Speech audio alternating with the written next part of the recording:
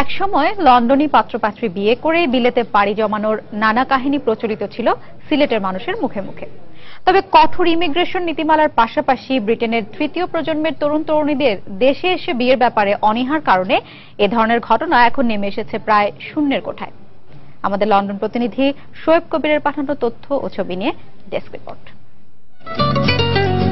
দেশে নিয়ে এসে ইচ্ছার বিরুদ্ধে বিয়ে দেয়া সহ লন্ডনী কন্যাদের নিয়ে নানা ধরনের গল্প শোনা যেত একসময়। বিগত বছরগুলোতেও এমন অভিযোগ পাওয়া গেছে। এভাবে জোর করে বিয়ে দেওয়ার ফলে লন্ডন প্রবাসী বাংলাদেশিদের মধ্যে বিবাহ বিচ্ছেদের ঘটনা ঘটেছে অহরহ। মা বাবার চাপে দেশে নিয়ে গিয়ে বিবাহ শাদী করানো হইতো। এতে দেখা গেছে যে নানা রকম সমস্যার সম্মুখীন হওয়া লাগতো। বেশিরভাগ ক্ষেত্রে ডিভোর্স হইতে বেশি।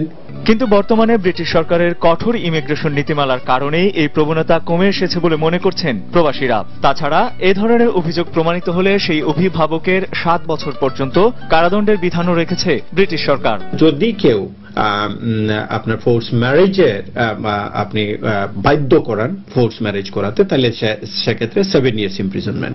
এমনকি বিয়ের পর স্বামী কিংবা স্ত্রীকে ব্রিটেনে নিয়ে আসার ক্ষেত্রে একের পর এক নতুন নীতিমালা সংযোজন করা হচ্ছে।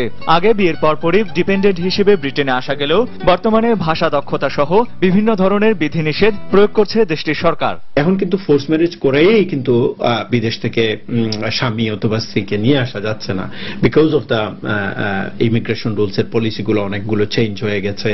ইংলিশ ল্যাঙ্গুয়েজের রিকোয়ারমেন্ট আছে। এ ধরনের জটিলতার কারণে পাত্রপাত্রী উভয়ের মতামতের ভিত্তিতে সন্তানদের বিয়ে দেওয়ার পরামর্শ দিয়েছেন প্রবাসী বাংলাদেশি অভিভাবকেরা।